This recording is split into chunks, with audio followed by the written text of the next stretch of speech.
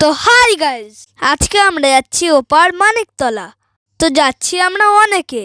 খিয়াঘাটে এসে টিকিটের জন্য আমরা লাইন দিলাম। এখানে দেখলাম দুটো পায়রা, ধরতে গেলাম কিন্তু পারলাম না।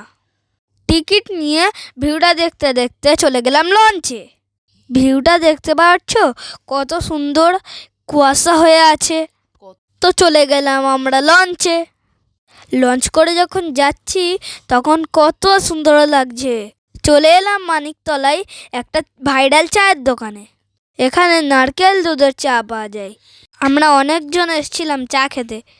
সন্ধে হতে না হতেই খুব ঠান্ডা লাগছিল। এখানে চার সাথে তেলে ভাজা অনেক কিছু পাওয়া যায়। তো আমাদের চা এসে গেল, সাথে ছিল চপ। শীতকালে গরম গরম চা আর চপ কার কার খেতে ভালো লাগে কমেন্টে জানাও তো দেখি। তারপর দেখি সবাই দৌড়ে চলে এলো এই কাকুটার কাছে। এসে দেখি কাকুটার কাছে অনেক কিছু পাওয়া যাচ্ছে।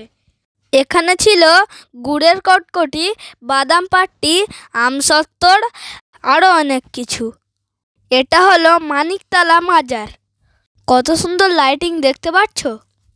সন্ধ্যা হয়ে গেছে বলে ভিতরে আর ঢোকা হয়নি।